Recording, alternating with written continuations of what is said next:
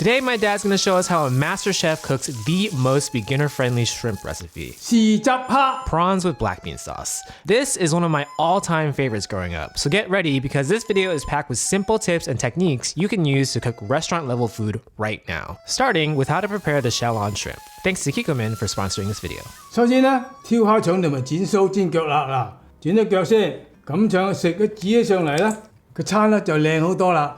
We'll also cut off the front part of the head. 喺眼嗰度剪咗佢，個尾咧就係咁斜斜地整翻留翻個尾，好似叉開嘅，嗰個鳳尾咁樣啊。To create the appearance of a phoenix tail, my dad likes to cut the shrimp tail at an angle. 呢啲都算有頭，啊呢啲有頭嘅。有有，剪咗隻眼嗰邊去。點解？冇咗隻眼嗰啲入邊嗰啲邋遢嘢流出嚟咯，冇咗身體冇受影響。不過你整咗啲碟餸出嚟，佢係靚啲嘅。如果你有啲腳啊，有啲鬚啊，咁有啲即係都唔知上有好多好似垃圾咁喺度咯。都好大隻嘅呢啲蝦，呢就一磅蝦嚟㗎，就6隻咋。What type of prawns do you use？ 有隻蝦叫做老虎蝦，好大隻嘅老虎蝦。老虎有大有細，老虎蝦都唔係一定好，呢隻蝦都唔係㗎，南美蝦嚟嘅呢隻蝦。Are shrimp and prawns the same? Well, there are actually three main differences. One, they typically live in different types of water. Shrimp are mostly found in saltwater. Prawns are mostly found in freshwater. Two, in most cases, shrimp are smaller than prawns, but they can be large shrimp that are bigger than a typical prawn. Three, take a look at these body segments. Can you tell the difference? Prawns are more straight and shrimp are more curled. Regardless, they are comparable in taste and texture, so we often use them interchangeably in cooking. Today we're using prawns, but use whatever is available to you. And as always, check the Seafood Watch website for sustainable buying options. 腸剪完之後又做咩咧？挑蝦腸，挑蝦腸咧就通常你用啲牙籤可以得㗎啦。嗱，你將個中間嗰個殼嗰度喺度有條黑色嘅度喺中間嘅一節嗰度拎佢入嚟，慢慢嗱，呢度蝦腸係嘛？呢度嘅肚呢度咧就唔使挑啦，單純挑呢度得啦。We'll devein the rest of the shrimp using a toothpick between shell segments. 挑咗蝦腸之後咧，需要做咩咧？有啲生粉擺喺度，中間度輕輕啲蝦殼冧乾粉佢。而家咧散開佢，俾住2個湯匙喺底下轉底先，然之後咧冧佢。We'll coat each shrimp in the cornstarch, but no need to be too thorough here. We'll focus mainly on the two flat sides of the shrimp. 咁樣嘅好處咧，佢就香脆啲，同埋佢生粉咧就可以吸乾晒個殼表面嗰啲水分，咁煎起上嚟咧，佢啲油咧就唔會爆起晒啦。好啦 ，OK 啦，2個湯匙嘅生粉 OK 啦，咁擺喺度一陣間用。呢個時候咧就似呢啲配料啦。我哋用紅葱頭，啲紅葱頭好靚，佢會好香嘅，切碎佢2個紅葱頭。Now we'll mince 2 shallots roughly before moving on to the garlic. 2粒蒜。We'll smash and peel the garlic. 切碎佢。Then we'll mince the garlic. 薑都係半安士。We'll first cut the ginger into slices, then lay them down to cut into strips. To level up your confidence in cutting all kinds of ingredients, check out our comprehensive masterclass on knife techniques in the CANTO cooking club. To get access, check out club.mamothlao.com. After cutting into strips, we'll turn 90 degrees and mince. 紅椒咧就少夠啦，你可以唔俾都冇問題。不過我哋做視頻咧，就想佢嘅效果靚啲，係1個安士咁上下。We'll cut the red bell pepper into thin slices. Then we'll move on to the onion. 洋葱咧少夠啦，半安士夠啦，唔使好多，半安士夠。Just like with the bell peppers, we'll slice the onions thinly. We have all of these ingredients listed on our blog at madewithlao.com, along with step-by-step instructions and video clips to guide you as you make the recipe at home. 而家咧教埋個 sauce 呢個茶匙嘅豉汁、蠔油1個湯匙、生抽1個湯匙、糖係1個湯匙。因為呢個餸咧唔中意太鹹嘅，有少少甜地啱噶啦。胡椒粉1/4茶匙，酒咧1個茶匙。咁樣教啲嘅味料咧，試下啱唔啱口味先，夠唔夠味？唔錯。好耐冇見過啲豉油樽，好耐未用過。你係咪以前喺餐館用？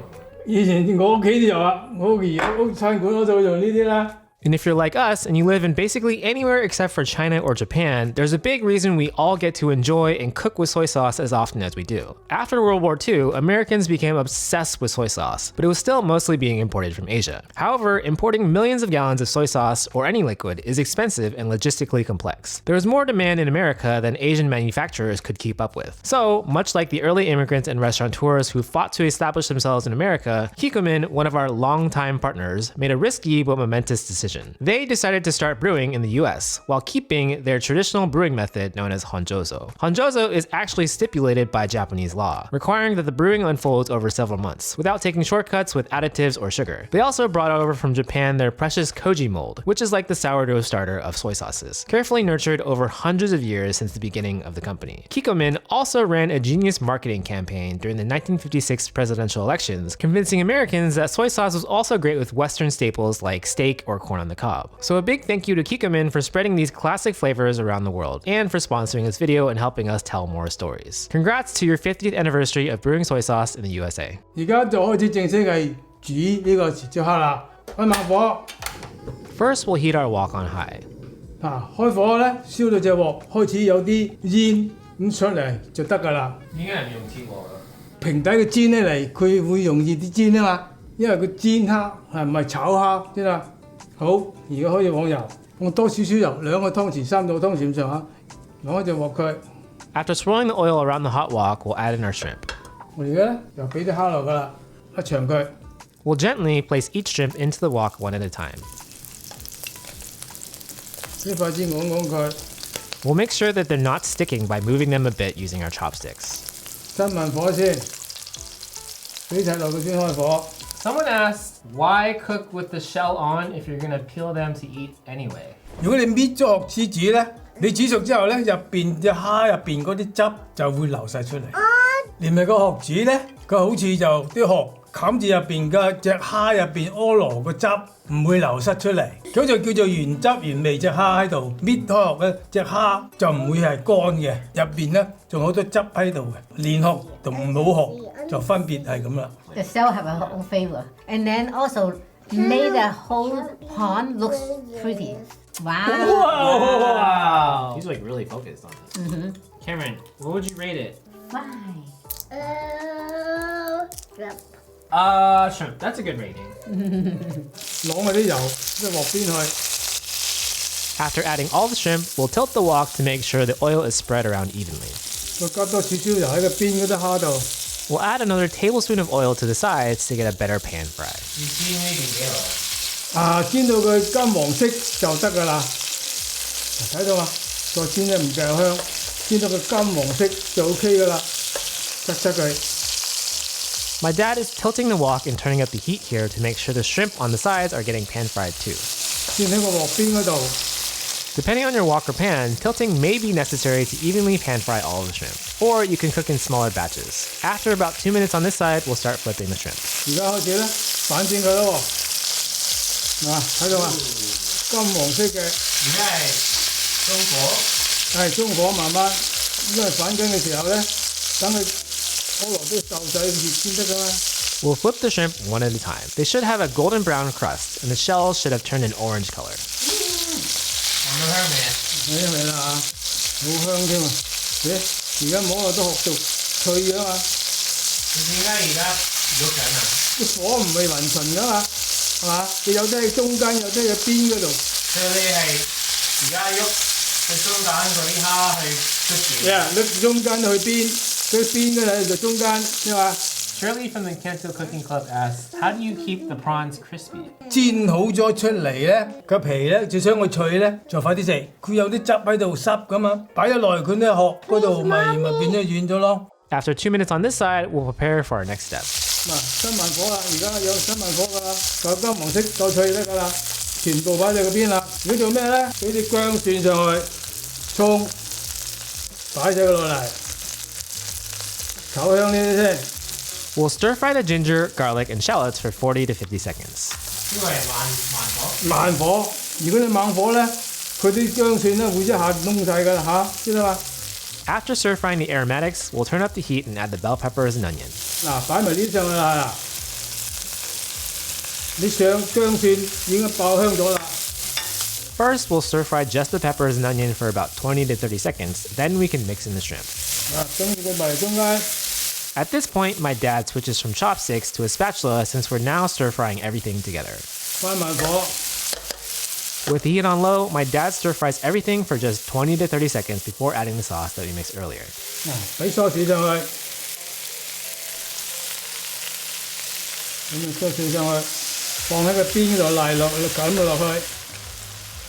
慢火啲，收去執佢。 Now, we'll stir fry and toss to mix everything in with the sauce. There's something about combining fermented black beans, or daosi, with seafood, or hoisin, that creates unmatched umami flavor. Daosi and hoisin are two major cornerstones of Cantonese cuisine, so dishes like clams with black bean sauce, or today's prawns with black bean sauce, sijap ha, are unsurprisingly always favorites in our homes. After just 30 to 40 seconds of tossing everything with the sauce, we can turn off the heat and add our final seasoning. 搞掂晒啦，慢住嘅麻油 ，OK。呢個茶匙夠啦，唔使好多。Now we'll mix in the sesame oil as my dad shares his childhood experiences with shrimp. 你細路仔用食蝦，細路食蝦就食得多，不過就冇咁大隻嘅蝦食。好細隻㗎你自己捉啊？自己捉嗰啲蝦，自己捉嘅，自己釣翻嚟嘅，覺得好好食啊！點樣捉啊？咁釣？佢喺我哋唔係咁喺住呢度唔釣，我哋坐喺度釣魚嘅。釣魚有時釣到蝦啦。 Finally, we'll plate our shrimp. And definitely, don't forget to add the tasty bell peppers and onions on top. Hello， 朋友們，豉汁蝦煮好咗啦，希望大家中意。紅隊妹妹落嚟吃豉汁蝦咯 Cheers！食蝦。哈哈哈哈。 Thanks for watching. Thank you for watching. Subscribe. That's right. We say bye. Bye bye. Say bye. YouTube thinks you'll like this recipe next. Let's see if they're right. A huge thank you to our walk stars and all of our chefs in the CANTO Cooking Club.